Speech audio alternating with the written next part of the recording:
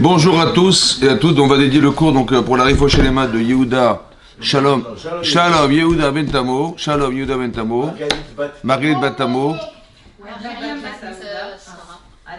Chana Bet Mesaouda, Myriam Bat Mesaouda, Rachel Bat Sarah, Jean André Hassoun, et Chana Bat Goumara, Raphaël Chai, Ben Aïda. Marguerite Bat Janet Jamla. Donc on va entamer un sujet qui se trouve dans la paracha de Shelach Lecha. Ça va? C'est marqué Vaïdaber Hashem el Moshe Lemoradi Hashem el Moshe en disant Shelach Lecha Nashim. Envoie pour toi des hommes. Veyatour et Teres Canaan. Ils vont explorer le pays de Canaan. Asherani noten livnei Israël que je donne aux enfants d'Israël. Ish echad et matin votav tishlachou. Ish echad, un homme par tribu vous enverrez. Tishlachou, kol nasibaim, tout chef de tribu qui s'y trouve. Rachid nous dit Shelach Lecha, envoie. Hein?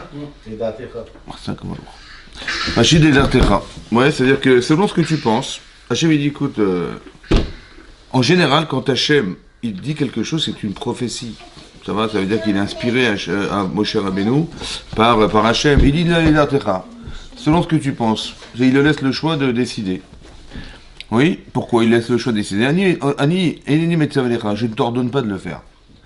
C'est-à-dire d'envoyer des explorateurs pour explorer la terre d'Israël. Im kirse shelach, si tu désires, envoie. Shelach, envoie. C'est-à-dire que c'est un ratson, c'est une volonté que Moshe il doit avoir. Pourquoi? Qu'est-ce qui s'est passé? Les fiches Israël v'amrou nishlecha nashim lefalenu. C'est marqué dans la paracha de Dvarim, c'est marqué qu'ils ont réclamé les Israël d'envoyer des meraglim, des explorateurs, des espions en Israël. Oui. Vous voyez ce que je veux dire? En fait, pourquoi faire pour explorer la terre d'Israël? Pourquoi? Alors le Midrash d'expliquer parce que Hachem avait promis à Abraham Kol Tuv Vaaretz. On aurait tous les biens de la terre d'Israël se trouveront pour nous en Israël. Ah, il voit place. Et donc, il a demandé. Maintenant, les Israël ont dit, mais les gens qui habitent, les rois qui habitent en Israël, les gens, les habitants qui sont en Israël, ils sont au courant qu'Hachem a promis. Or, qu'est-ce qui va se passer? Ils nous voient arriver. Donc, qu'est-ce qu'ils vont faire? Ils vont cacher les trésors.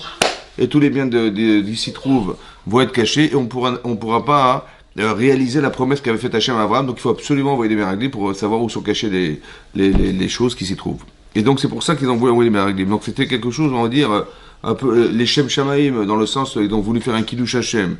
Mais derrière il y avait bien sûr une interrogation qu'on doit avoir, c'est pourquoi ils voulaient absolument avoir ces biens, quoi. C'était.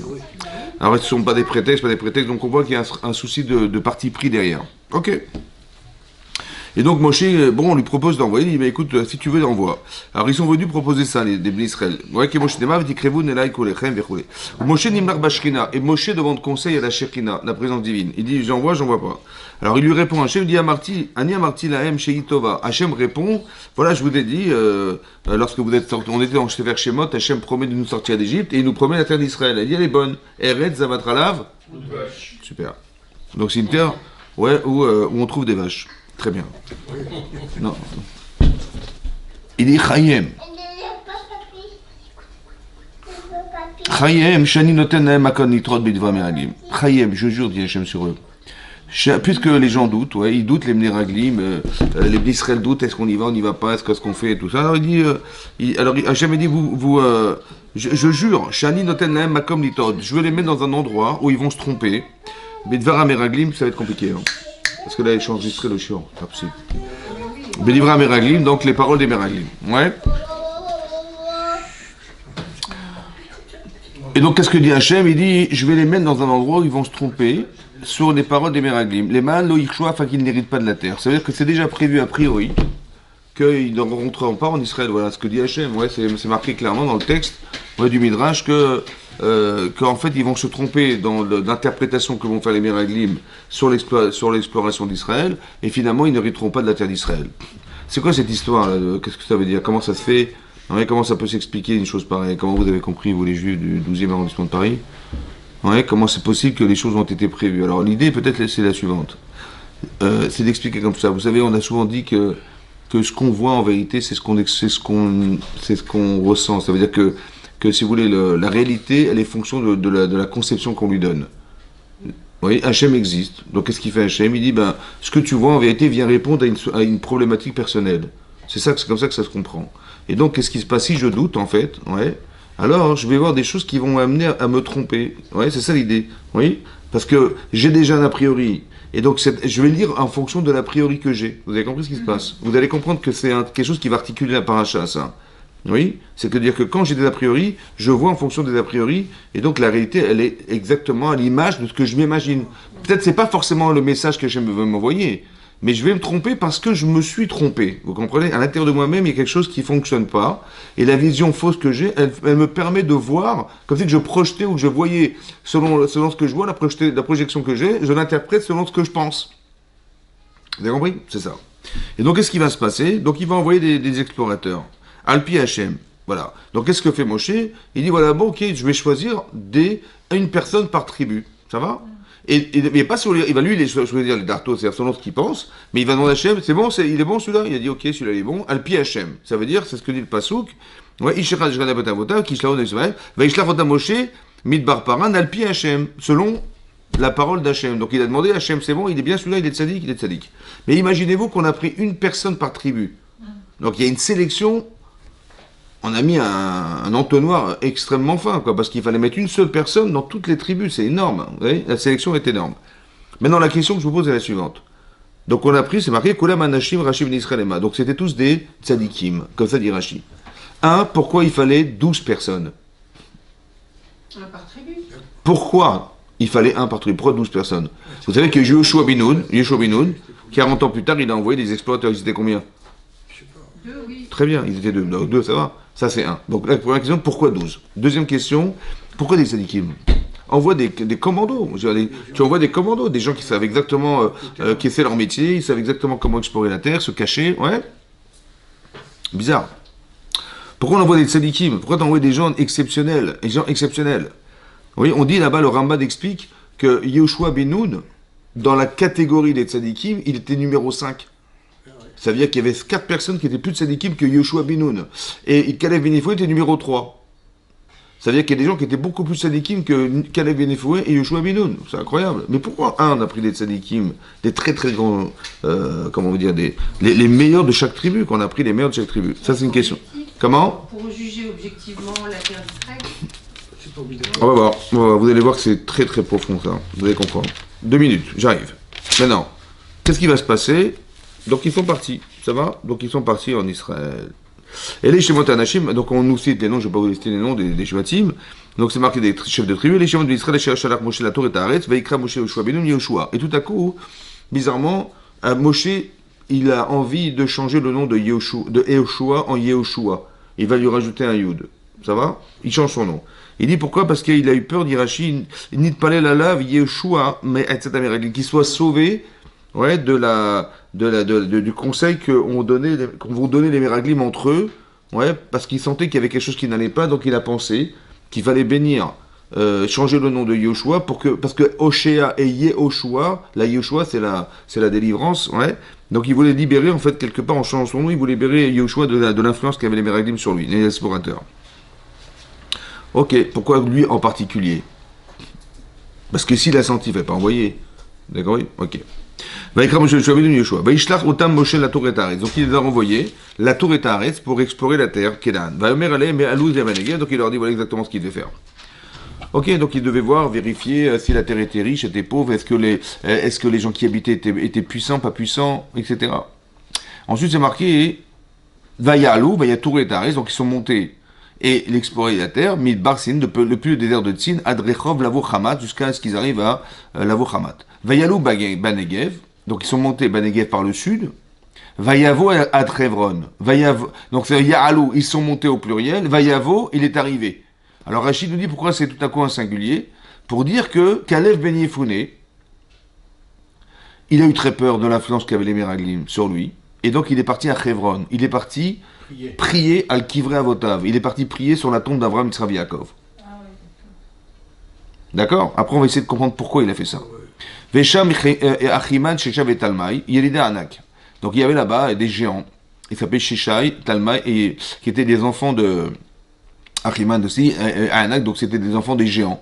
Vechevron, Sheva Shanim, Livneta Ifnezoa. Donc Chevron avait été fabriqué construite, établie 7 ans avant Tzora Mitzrayim.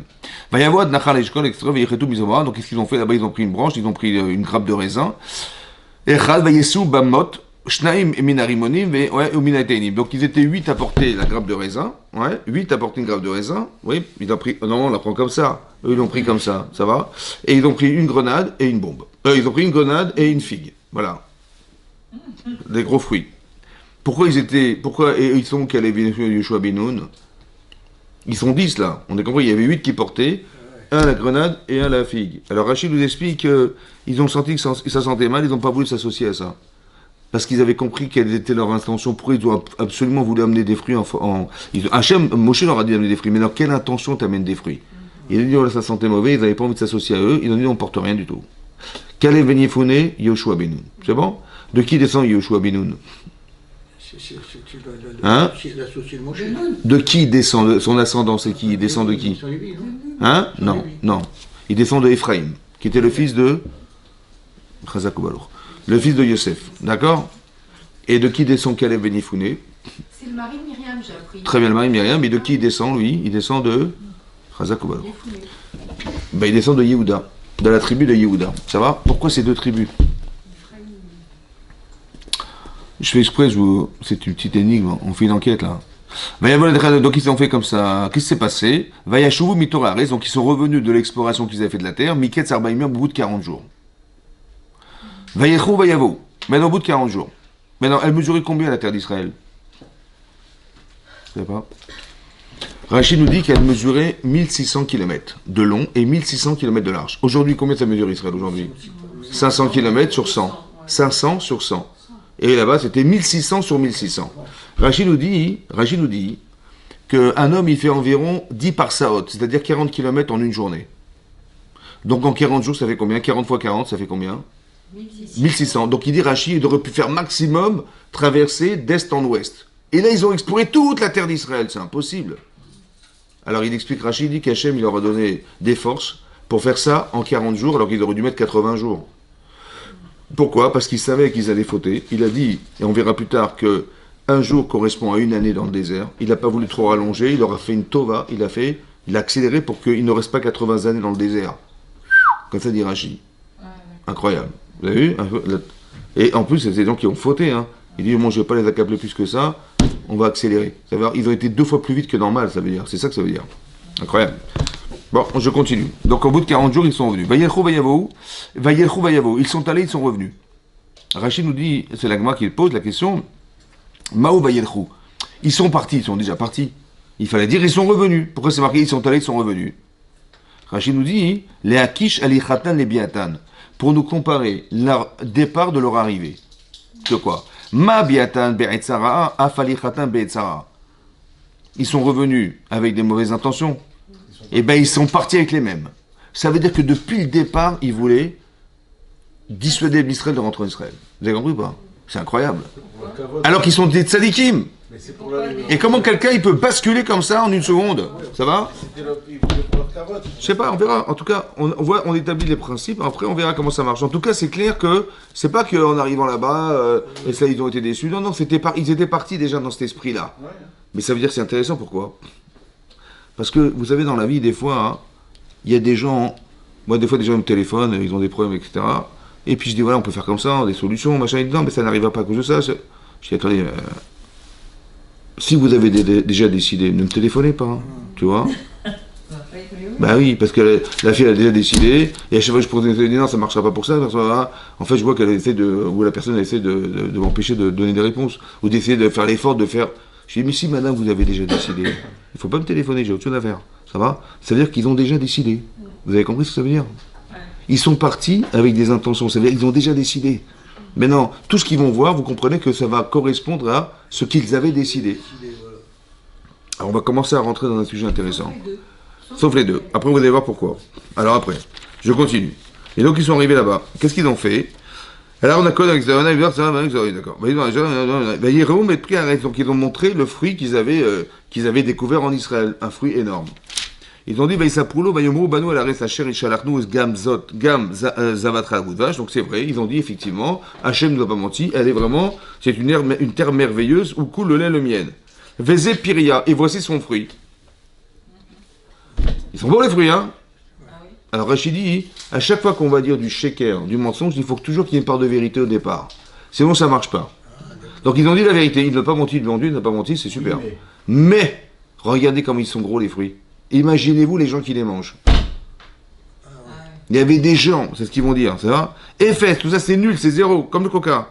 Qui azaham ayoshevares, parce qu'il est puissant le peuple qui vient en Israël. Ve'ari betsorot dolot meod, et les montagnes et les villes elles sont betsorot, elles sont déjà bien fortifiées, ouais, sur des montagnes, carrément sur des montagnes, d'accord.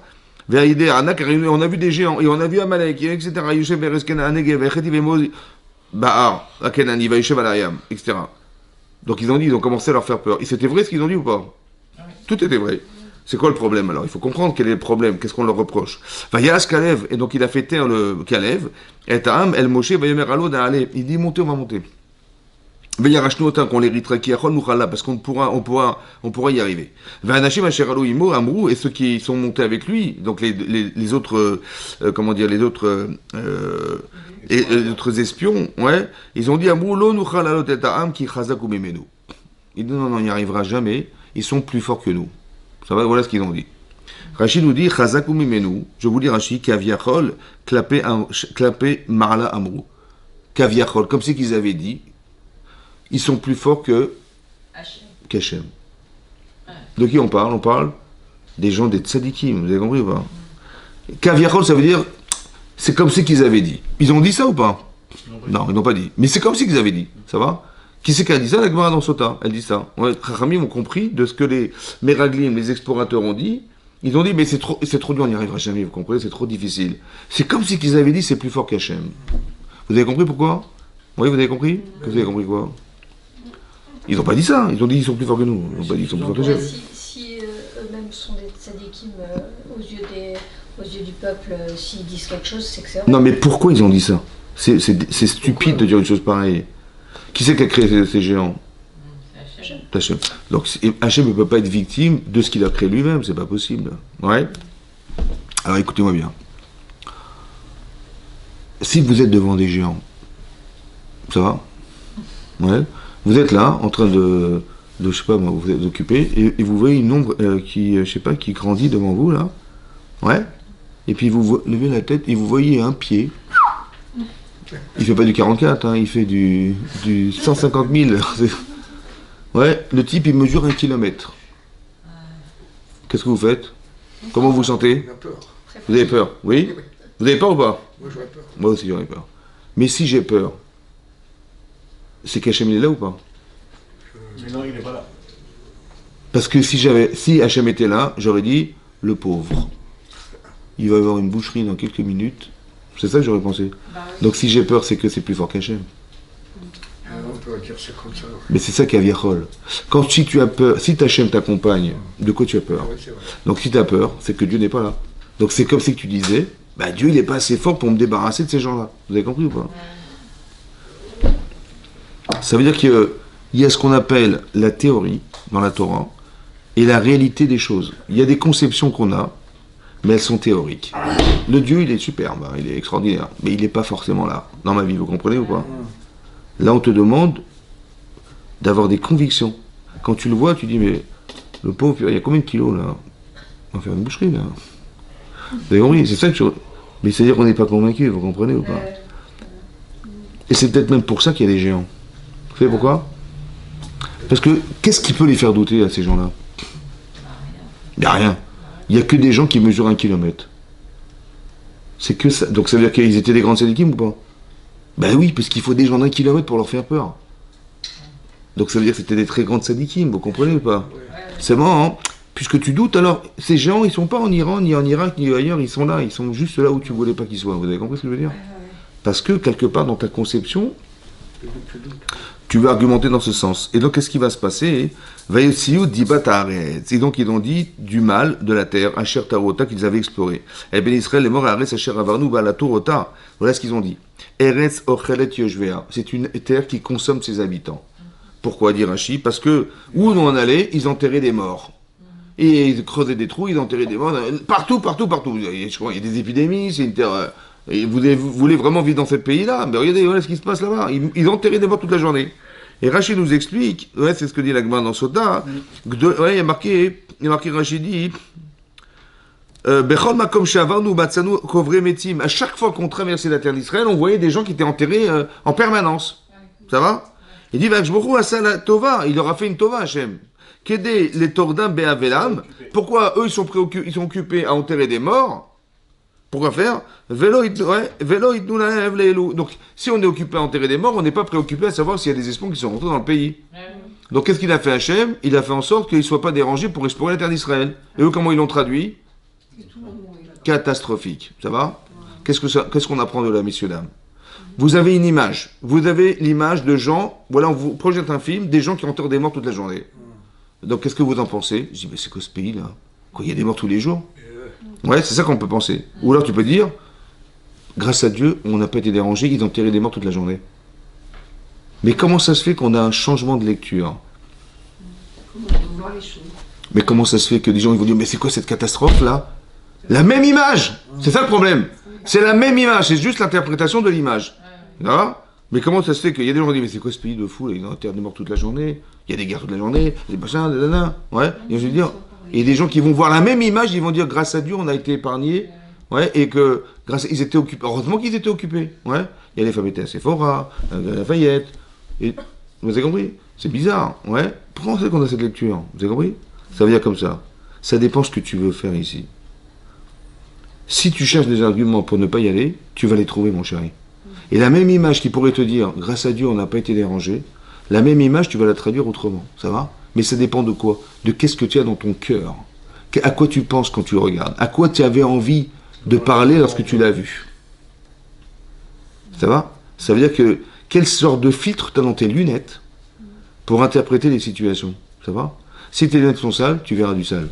Si tes lunettes sont propres, tu verras du propre. Ça va? C'est comme ça. C'est ça la vie. Donc les gens, ah, mais regarde ce qui nous arrive, hein. Je dis, pourquoi tu vois comme ça? Je comprends, mais regarde comme ça. Vous avez compris ce que je veux dire? Ils ont enterré des morts, on n'est pas, attends, t'es fou, ils ont enterré des morts toute la journée. Et qu'est-ce que qu'on imagine? Bah dis merci à Hachem qu'ils étaient occupés. Vous avez compris? Ça veut dire, on doit juger des situations favorables, on doit juger des personnes de façon favorable. Ouais, c'est très important parce que ça change la vie, ça. Vous avez compris ce qui est marqué là? Que les Méraglim, en vérité, ils avaient déjà des a priori au départ. Peut-être que même l'idée est plus profonde que ça. Si par exemple je vous dis, écoutez, j'ai trouvé un hôtel, bon, dans le Bronx, là-bas aux États-Unis, ouais, on va passer un moment là-bas. Et je vous demande d'aller voir, je vous en prie, d'aller voir qu'est-ce qui fréquente ce quartier, est-ce qu'il y a des drogués, des voleurs, des tueurs, des machins.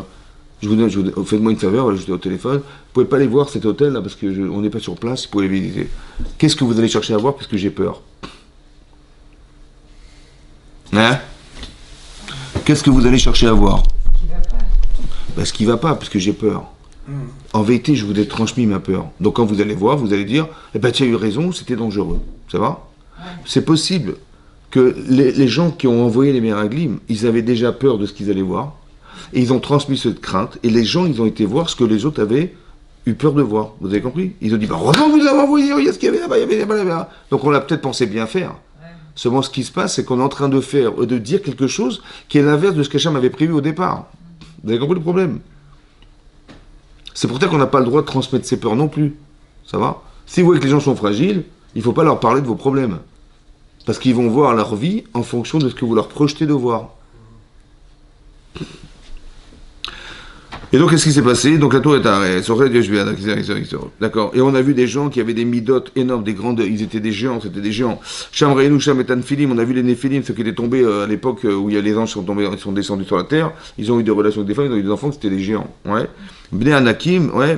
Vani et Be'enehem Kachagavim. On était à leurs yeux comme des sauterelles. Veken Aïnou Be'enehem. On a entendu dire, ils disaient, mais tiens, c'est marrant, on a vu des petites fourmis qui avaient des formes humaines. Ils s'étaient étonnés. Donc on a su qu'on était comme des petits insectes. Mais vous imaginez la taille? Vatissa kolaïda veitnu kolam. Et donc ils ont levé tous la voix. Le peuple a levé la voix. Veifkou.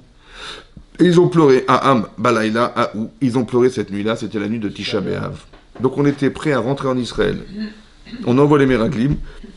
Ils reviennent. Ils ont dépeint ce pays catastrophique. Et donc ils nous ont tellement convaincus qu'on a pleuré ce soir-là. C'était le soir de Tcharbeb.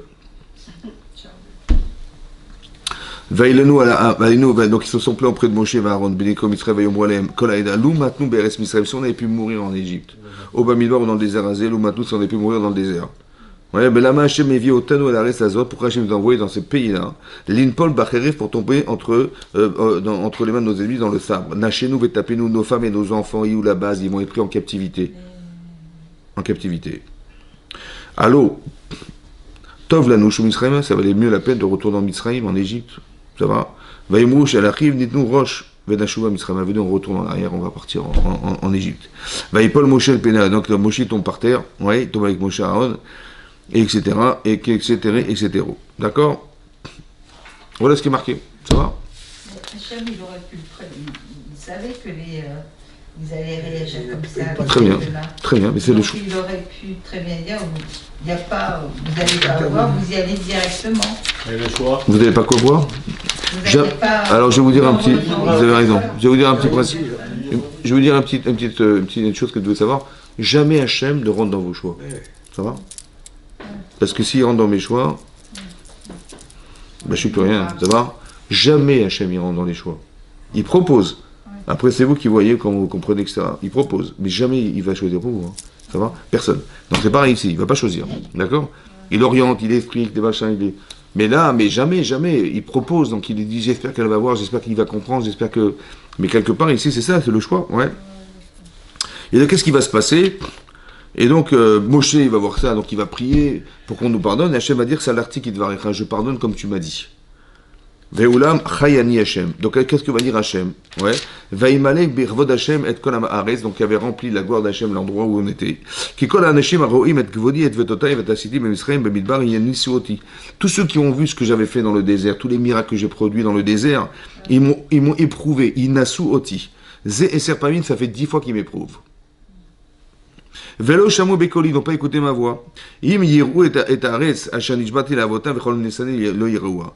Ouais, en fait, ces gens-là ne verront pas la terre d'Israël. Ve'avdi kalev, eikev ha'itaruach b'acheret biado, imo. Et donc Kalev bin il avait un autre esprit, donc il avait été inspiré, il a pu y échapper. Va'imale acharav, ve'vatim el-haaretz, et donc je l'amènerai en terre d'Israël. Asherba ve'zaro yorshea, et c'est cette descendance qui va hériter. Ve'amaleki ve'kenani, ouais, donc il dit que donc c'est Kenani, ve'shem ba'aret, ve'chara, etc. Donc ça veut dire que il promet à Kalev bin Yefouni de pouvoir eux rentrer en Israël, ouais.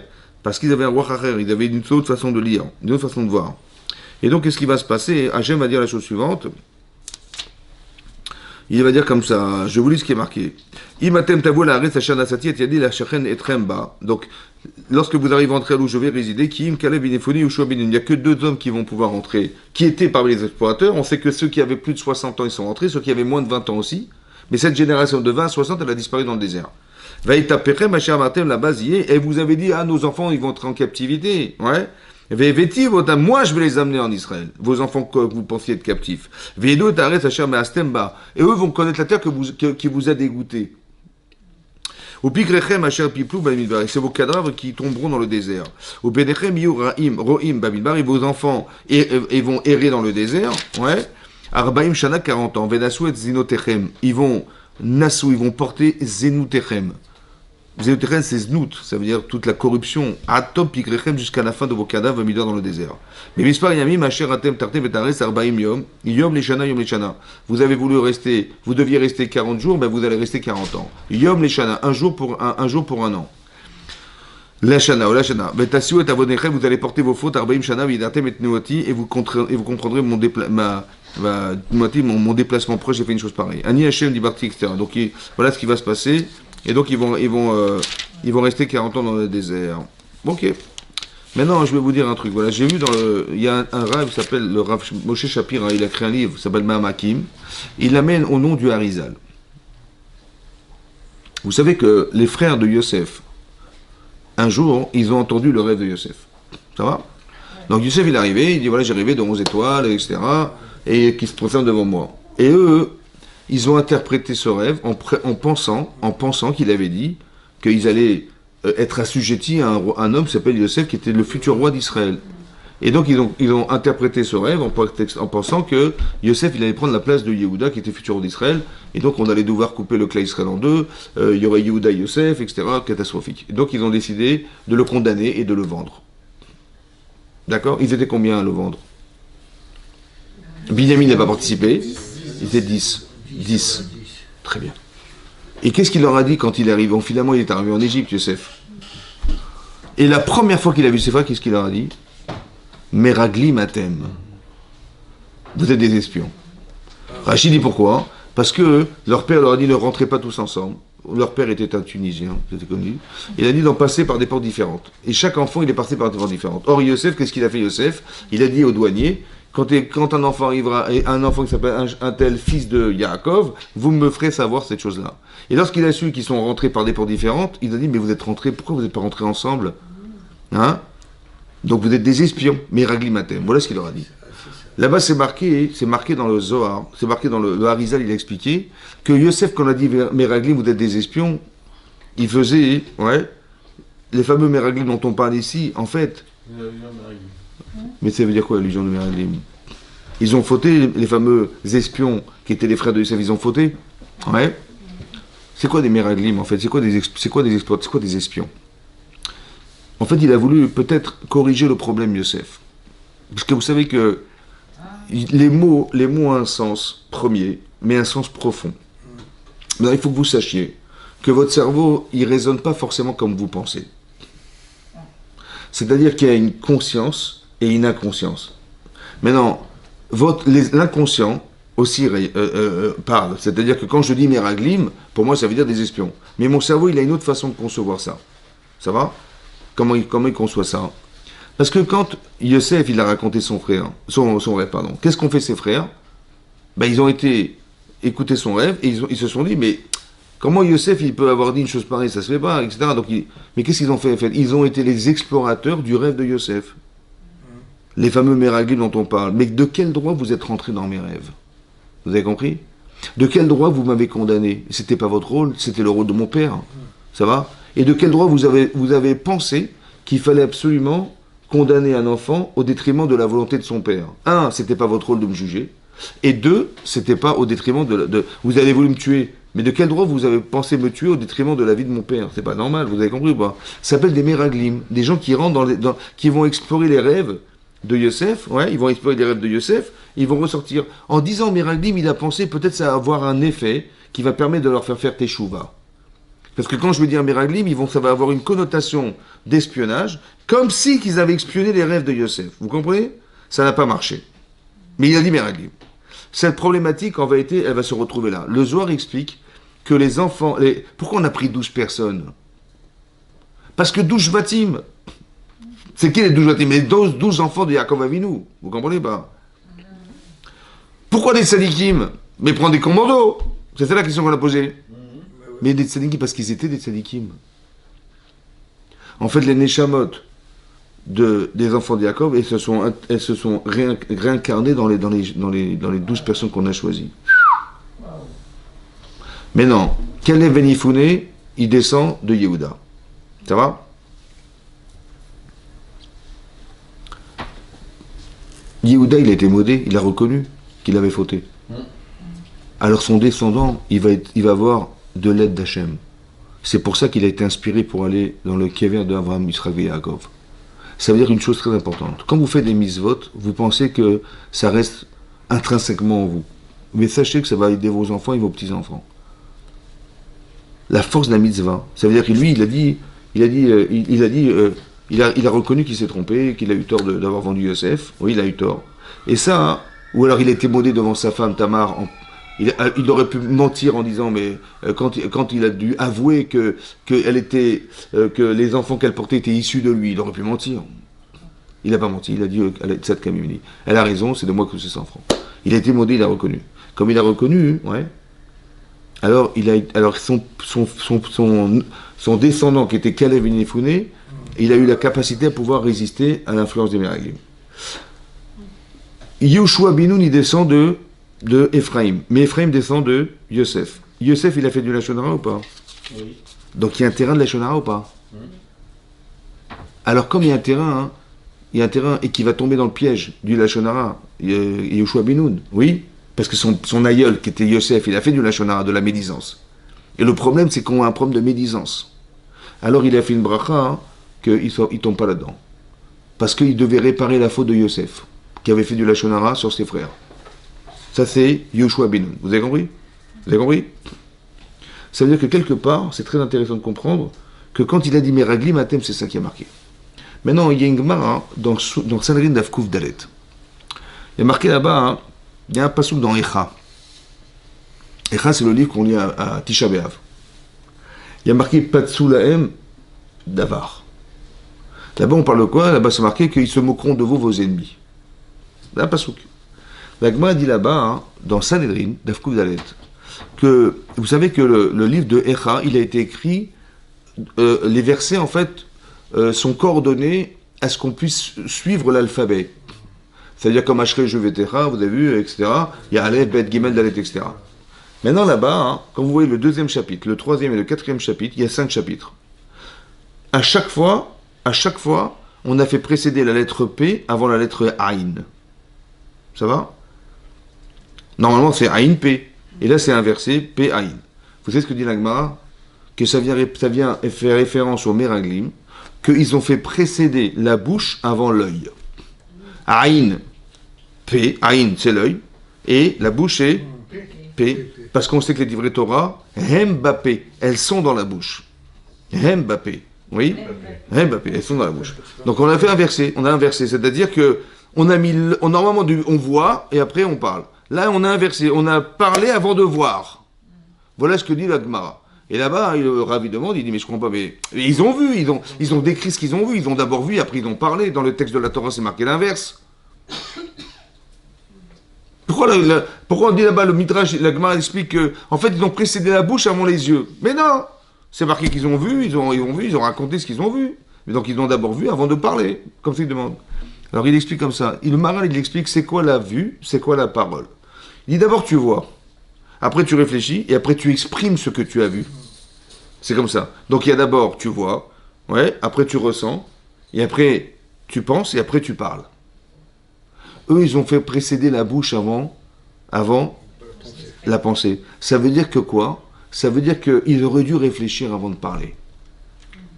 Normalement, tu réfléchis, tu parles. Eux, ils ont parlé et après, ils ont réfléchi. Ça veut dire quoi, autrement dit? Ça veut dire qu'ils auraient dû voir, analyser, réfléchir, et après, ils auraient dit. Non, ils n'ont pas voulu réfléchir. Ils ont voulu dire, comme si ils étaient déjà prisonniers de vouloir dire avant de voir. Vous avez compris ce que je veux dire? C'est ce que je vous ai expliqué au départ. Quand on a déjà décidé, c'est comme ça. C'est ça, c'est déjà des idées préconçues, et donc on voit en fonction de... comme si tu devais pas... Comme si tu avais inversé, tu avais parlé avant de voir. Ça veut dire, autrement dit, bien sûr qu'ils ont eu avant de parler, évidemment, mais on parle d'un principe, un mécanisme, que si tu parles avant, c'est que tu mets la fin avant le départ. Mais non, il fallait pas avoir envie de voir avant de parler. Avant de voir, vous avez compris ce qu'il fallait faire? C'est ça qui est marqué. C'est que le problème des Meraglim, c'est le problème qu'avaient les frères de Yosef. Ils ont entendu un rêve. Ils ont tout de suite pensé qu'il était roi d'Israël. Mais pourquoi ils ont pensé à ça? Vous savez pourquoi? Parce que quand ils ont vu leur père, qui donnait des cadeaux à Yosef, papa il avait un rapport privilégié avec cet enfant, papa il enseignait la Torah à cet enfant, Vaïreu Echav, ils ont vu les frères qui auto avaviem mikol Echav, Vaïstnu auto. Ils ont vu papa, il a un rapport privilégié avec lui, ouais, c'est pas normal. Ils l'ont haï. Comme si que nous on était à l'ombre de Yosef. Vous comprenez? Cet a priori-là, hein, quand tu entends le rêve, tu dis, mais attends, tu t'es pris pour qui, là? C'est-à-dire que ça correspond inconsciemment à ce que j'avais déjà vu au départ. C'est-à-dire qu'on est à l'ombre des autres. Vous comprenez ça? C'est-à-dire que le fait d'avoir été affligé, rabaissé à l'idée d'être à la tutelle du peu petit des enfants d'Yaakov Avinu, ça, ce sentiment-là, il affecte le regard. C'est pour ça c'est ça que ça veut dire parler avant de voir. Ils auraient dû dire, bon, mon frère il est bête, il raconte n'importe quoi, ou alors dit peut-être qu'il a raison, peut-être que Yehuda n'est pas roi d'Israël, je sais pas. Ouais, c'est pas à nous de condamner Yosef, vous comprenez ce que je veux dire? Mais pourquoi tu l'as condamné? Parce que la haine, vous avez compris ce que je veux dire? Il y a dans le cœur quelque chose de la jalousie et de la haine. C'est ça qui va alimenter le regard. Exactement pareil. Les Meraglim, ils ont fait la même erreur. Dit le Ramchal, ouais, le Rav Chaim Lutzato, il explique là-bas comme ça. En vérité, écoutez-moi bien. Il y a ce qu'on appelle un chiffre 400. Le chiffre 400, on le retrouve dans la Torah. Par exemple, il y avait 400 hommes qui ont été accompagnés Esav pour tuer Yaakov Avinu. Ouais. L'exil a duré 400 ans. Il dit pourquoi? Parce qu'à la suite de la vente de Yosef, à l'argent de Yosef, on s'est tous retrouvés en Égypte. C'est vrai ou pas? Mais à cause de quoi? À cause de la vente de Yosef. Ça veut dire que la vente de Yosef, elle doit attendre une expiation de faute. Et pour qu'on arrive à expier ça, puisque tout le peuple juif est concentré dans 12 personnes, alors il faut qu'on passe 400 ans en Égypte pour tuer le mal. Parce que le mal est représenté par 400. Maintenant, dit Hachem, tu sais ce que je vais faire? Je vais vous envoyer explorer la terre 40 jours. C'est-à-dire le 400 divisé par 10.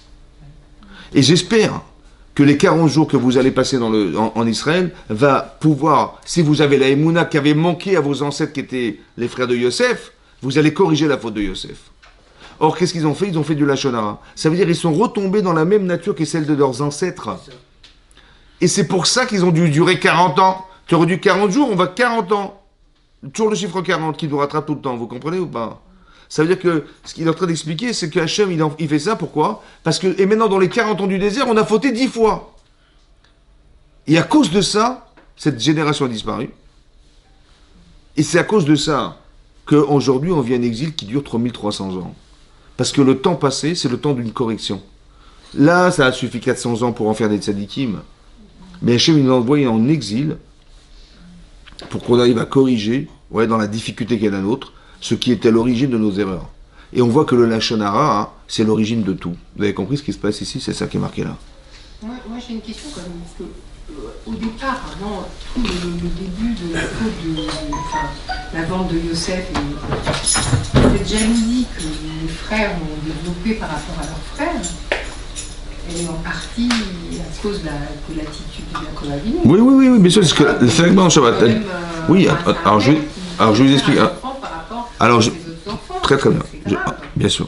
On ne parle pas de qui est la cause des choses. Bien sûr, il a marqué dans Shabbat d'Afiout, elle dit qu'il a eu tort, Yaakov Avinu, d'être méchané ben banim, c'est-à-dire de faire des différences avec ses enfants. Donc lui, il a fait une erreur. C'est bien. Cette erreur, elle a des conséquences qui sont dramatiques, c'est sûr.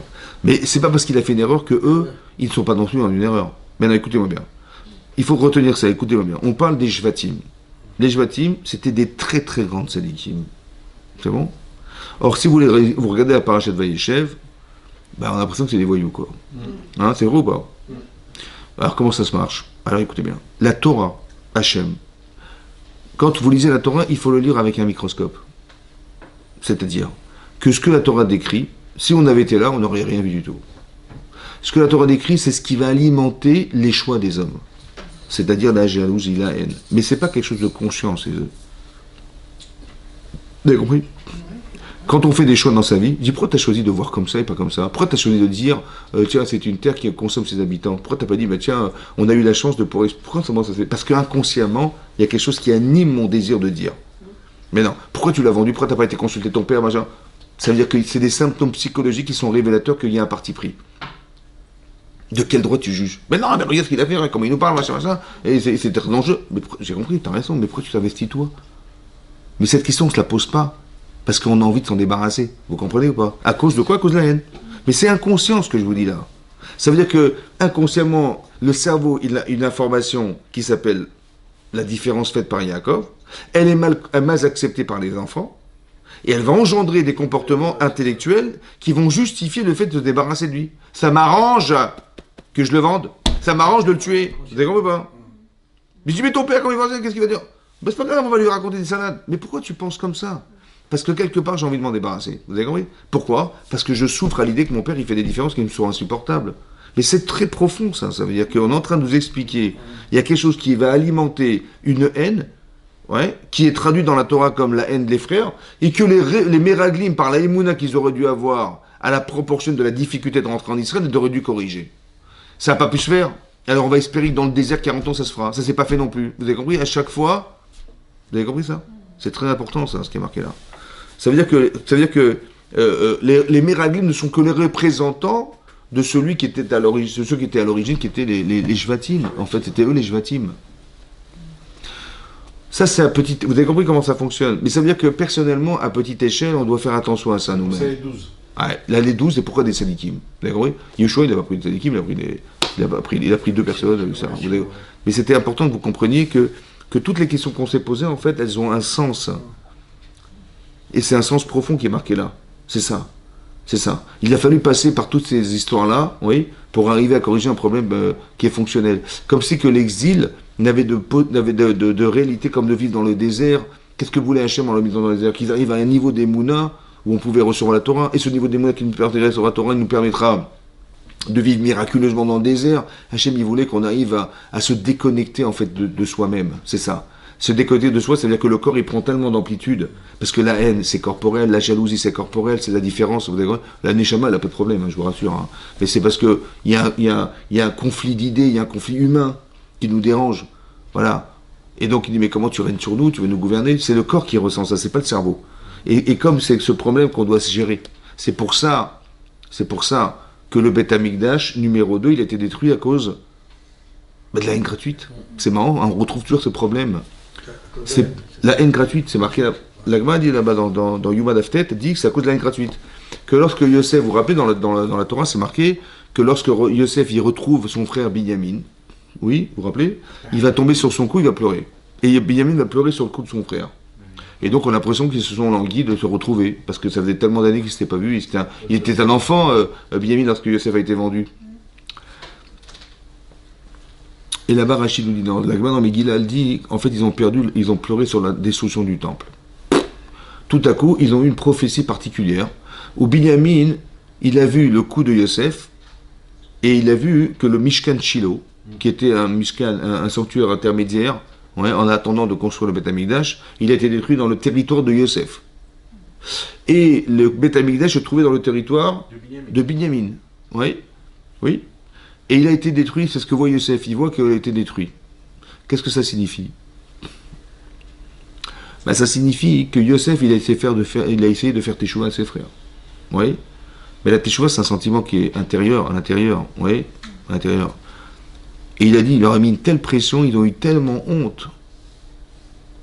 Quand il a dit, je suis Yosef, mon père est vivant, ils ont dit quoi? Yosef, c'est toi, Yosef. Et là, ils ont vu que ce qu'ils avaient interprété comme étant roi d'Israël était faux. Et ils ont vu que c'était roi d'Égypte. Waouh, la honte qu'ils ont eue. Ils ont eu la honte. Cette honte, en fait, c'est la honte de soi, la honte des choix qu'on a fait qui était faux. Vous avez compris? Cette honte, elle est magnifique. Elle est recherchée, cette honte-là. On recherche cette honte. C'est ça qu'on dit qu'on a honte. La honte, c'est de se sentir contredit par nos choix. C'est bon? Ils ont rougi de ça. Donc, ils ont fait teshuva. Est-ce qu'elle a fonctionné, la teshuva? Ben, sur le choix, a priori, oui. Et plus tard, non. Mais on voit que ça a été jusqu'au Chorbat Beit Sheni. C'est-à-dire que leurs enfants, ils ont ressenti, mais la haine qu'ils avaient, il est resté quelque chose. Quand on fait teshuva, il faut aller au bout des choses. Parce que ce qu'on n'a pas gommé, en fait, on engendre dans les enfants. Vous comprenez ce qui est marqué là?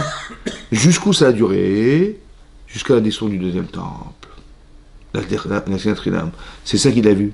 Il a vu la pleurer, Yosef, parce qu'il a vu que ce qu'il a fait, ça n'a pas suffi. Vous comprenez ou pas? Maintenant, pourquoi le Mishkan Shiloh a été construit sur le territoire de Yosef? Parce que c'est Yosef qui a voulu faire teshuva à ses frères. Et pourquoi ça a été sur le territoire de Binyamin? Parce que c'est Binyamin qui a permis à ses frères de faire teshuva. Parce que quand Yosef il a dit, écoutez, je garde Binyamin, son frère Yehuda, il s'est porté garant, il a dit, c'est pas possible, tu dois le renvoyer. Et je pourrais jamais supporter de voir mon père souffrir ou mourir à l'idée que tu vas conserver son frère. Non, tu le renvoies à son père et moi je remplacerai mon frère Binyamin. Il a dit, ah bon, si je garde ton frère, je tue ton père. Il dit, bien sûr, tu es criminel. Il a dit, mais mon père, il est vivant. C'est-à-dire que quand tu m'as vendu, pourquoi tu n'as pas imaginé que tu allais tuer mon père? À la différence de Yosef, de Binyamin, que quand je le garde, tu as compris, hein? C'est Binyamin qui a permis la teshuva. C'est pour ça qu'il a eu le droit d'avoir le Beth Amikdash dans son territoire. Il y a marqué qu'il a pleuré sur le cou de Binyamin. Et l'autre a pleuré sur le cou de Yosef. C'est quoi le cou? Le cou, c'est ce qui permet de relier la tête avec le corps. C'est quoi le Beth Amikdash? C'est ce qui permet de relier Hachem avec la terre. C'est ça le cou. Vous avez compris ou pas? C'est ça le cou en fait. Il a détruit le cou. Ça veut dire que ce qui était l'intermédiaire entre le ciel et la terre a disparu à cause de quoi? À cause du fait qu'on n'est pas solidaire. À cause du fait qu'il y a une fracture entre nous. La sinatrinam. C'est pas qu'il y a une haine qui se justifie parce qu'on a fait des bêtises et bien ça. Non, c'est chinam. Ça veut dire qu'il n'y a aucune raison qui justifie la haine. C'est simplement la différence, qui est la différence d'avoir. Et il a plus que nous, il a plus que machin, il a des privilèges qu'on n'a pas. Vous avez compris? C'est ça qui est dérangeant. Ça veut dire qu'on est jaloux de l'avoir. Le corps, il ne supporte pas la différence. Pour lui, c'est une injustice qu'on n'ait pas les mêmes faveurs que les autres. Pourquoi ils ont des choses, on n'a pas, et bah. T'as des schémas, tu dis, mais c'est pas grave, mon chéri, tu joues un rôle, on t'a donné ces moyens, sois cohérent et sois logique et raisonnable. C'est-à-dire, on te donne des moyens, on te donne un corps, on te donne un corps d'homme ou de femme, avec des moyens, etc., une intelligence, etc. Tu fais ce que tu peux avec, c'est tout, t'as demandé. Tu dis, ouais, d'accord, je suis désolé, mais quand je vois mes voisins, mes voisines, machin, c'est pas pareil. C'est injuste. Mais c'est pas, ce raisonnement, cette réaction n'est pas une réaction intellectuelle. Elle est d'abord corporelle. Spontané. Elle est corporelle, c'est le corps qui est dérangé par la différence. Ouais. La jalousie, c'est parce que, en fait, la jalousie, intellectuellement, ne se justifie pas. Pourquoi ? Parce que si Hachem, il t'a donné ses moyens, c'est que tu dois vivre avec ce rôle. Les moyens qu'on te donne doivent remplir un rôle. Ça va ? On te donne des moyens, etc. Donc c'est un rôle. Maintenant, si j'ai compris la fonction que la personne, ben je dis heureusement qu'il a cet argent, heureusement qu'il a ces moyens, heureusement qu'il a cette intelligence, heureusement. Vous avez compris ? Mon cerveau me dit, mais heureusement, Baruch Hachem. Mon corps, il dit, mais pas du tout, attends. On ne regarde pas la fonction, on regarde les moyens qu'on lui donne. Et ces moyens, c'est pas normal qu'on lui ait donné. Moi, j'aurais bien voulu les avoir. Vous avez compris ? Non, t'as pas compris. Il a une potentialité auquel correspondent ces moyens. C'est ça qu'il faut comprendre. Alors que lui, il croit, non, on est pareil, et les moyens qu'on lui donne, moi aussi, j'aurais pu faire pareil, j'aurais pu faire. Non, c'est mal se connaître que de dire autre chose pareil. C'est en ça que c'est Chinam, vous comprenez ? Ça, c'est la faute des Meraglim. À la fin d'un paracha, on lit la paracha des...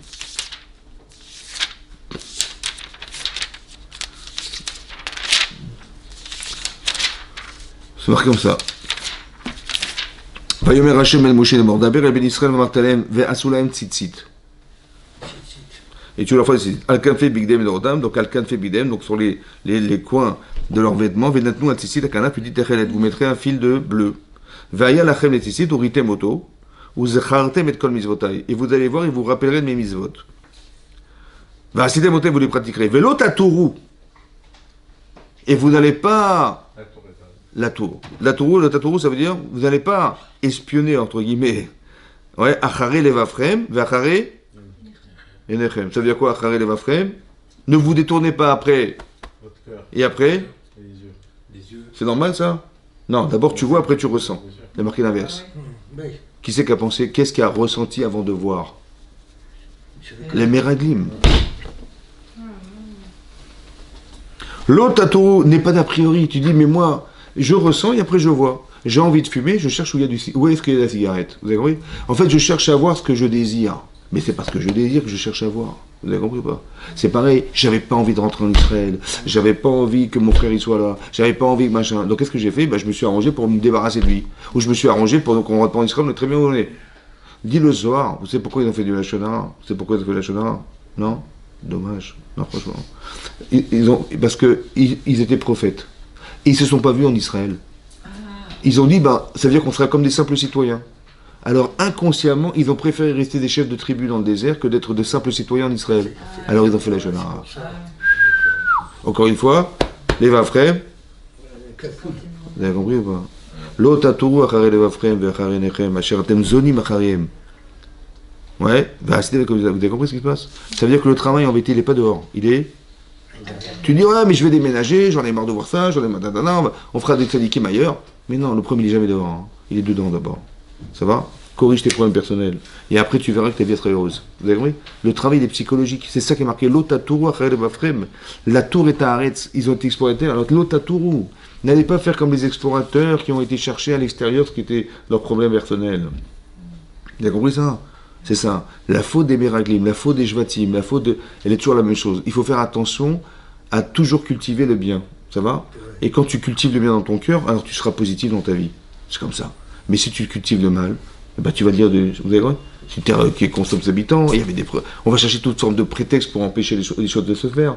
Pourquoi tu cherches pourquoi tu vois noir ? Pourquoi tu vas toujours t'empêcher d'agir dans ta vie ? Pourquoi tu dis, j'ai bien réfléchi, si on fait ça, il va arriver ça, et si on fait ça, il arrivera ça, donc si on fait rien. J'ai bien réfléchi. Mais pourquoi tu réfléchis pour ne rien faire ? Vous avez compris ce qui se passe ? Dis, oui, j'ai bien réfléchi, et on ne fait rien. Mais c'est pas ça réfléchir. Réfléchir, c'est trouver des solutions, c'est pas trouver des problèmes. Alors que nous, on réfléchit pour trouver des problèmes. Ouais. Et si il fait ça, il va arriver ça. Imagine, on fait ça, il va arriver encore ça. Et encore, on se fait carrément des raisonnements intellectuels où en fait, finalement, on fait plus rien. Parce que j'ai bien réfléchi, je me suis fait une montagne de problèmes, mais t'es sûr que ça peut toujours arriver, on sait jamais. Vous avez compris ? Ça peut arriver, jamais. Mais c'est pas comme ça qu'on réfléchit. Ça, c'est Etzara, ça. Vous avez compris ? C'est Etzara. Comment on aurait pu solutionner ça? J'ai fait exprès de sauter ça.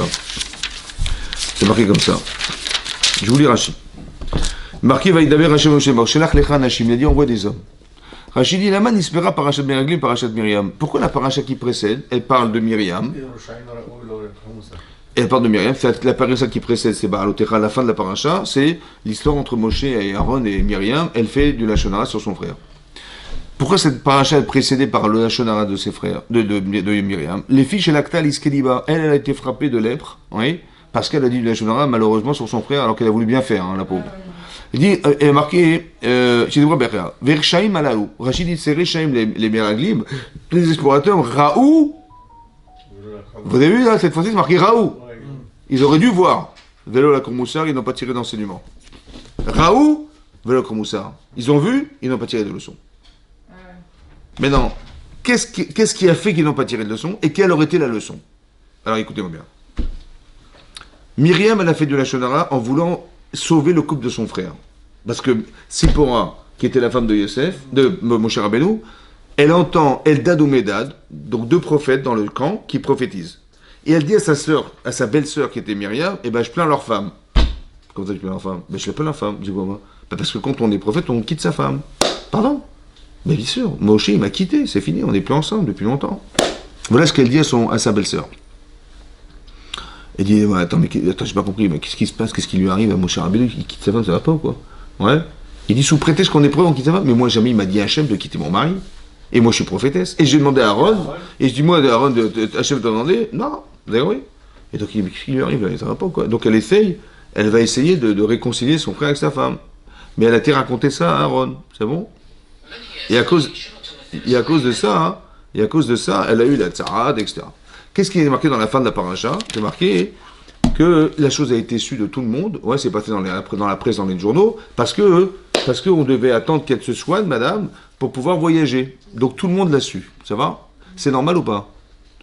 Non, c'est un peu injuste, un petit peu. Ça va? Elle a eu l'archouma de sa vie, la pauvre. Ouais. Attends 2 minutes. Juste qu'on comprenne les choses. C'est normal ou pas? Non.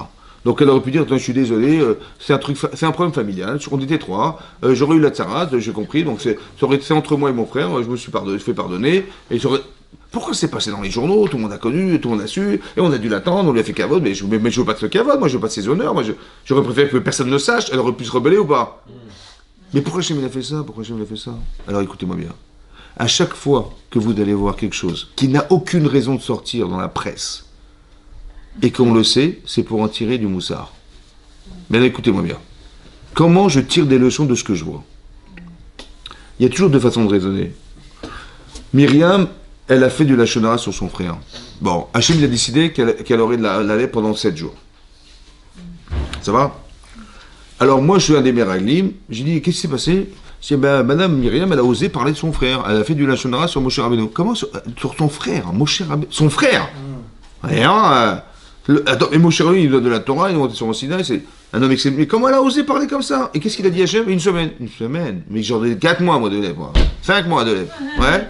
Voilà ce que j'aurais dit. C'est honteux, c'est honteux. Donc, quel moussard j'ai tiré, moi? 0.